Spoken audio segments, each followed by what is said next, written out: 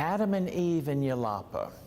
Well, I guess I was Adam, and there were several Eves that came, several Eves and Adams, in fact, that came and visited with my dogs. And this was the lagoon of Yelapa without the water. And that's the little, here you've got the restaurant, row of restaurants on the beach. And all the houses were built up on the hill overlooking the bay, and then they were in the jungle up alongside the river.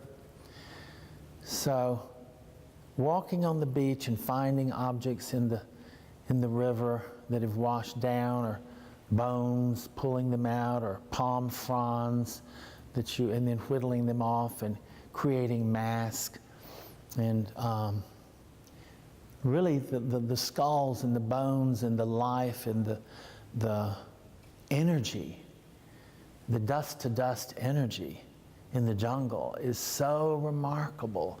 And living between sunrise and sunset, you know, was such an experience that city people don't enjoy that. They don't know about it. It's like kids that are raised on a farm, they're so much better educated than city kids. In this piece, we have the pyramid of the sun and the moon that Bruce Larson from Fairhope helped me make these. In fact, he and I, we work together sometimes. If I need some extra skilled hands, I'll ask Bruce and his son Brock to help me build this, or like with Al-Qaeda tic-tac-toe, they made the iron crossbars. And they'll help me. And in fact, Bruce and I are wanting to do a show together because he's a symbolic, surrealist sculptor. And he takes old rusted parts from machines and things, and he'll create his beautiful anatomical pieces, but correct anatomical pieces.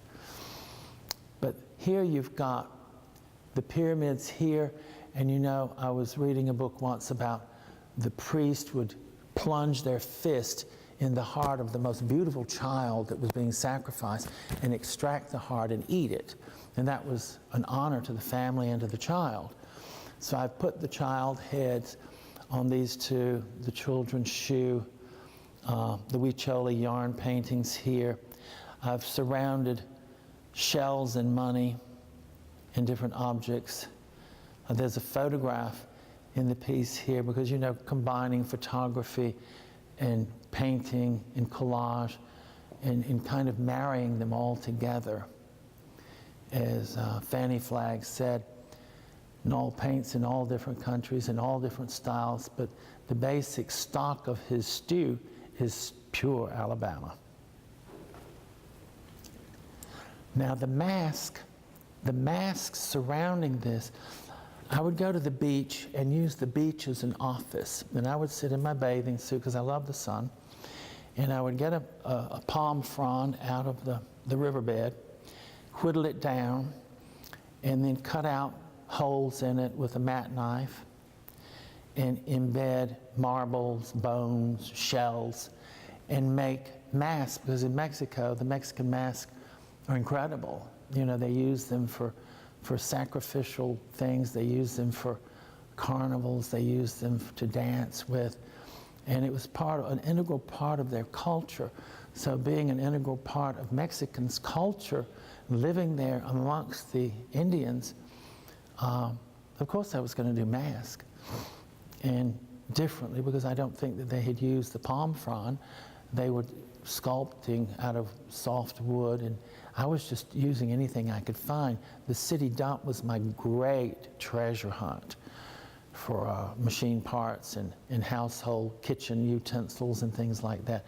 I'd go in the city dump. In fact, I cut my finger in there once on a tin can and got staph infection that lasted a few years.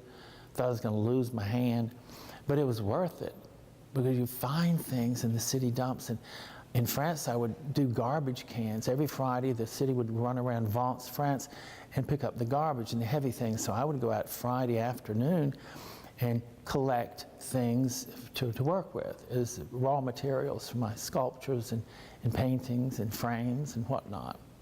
So when people say, well, we can't afford to use Venetian gold mosaics, and well, use eggshells, use pine cones, use what you've got. If you're an artist, get with it. Quit complaining and hush.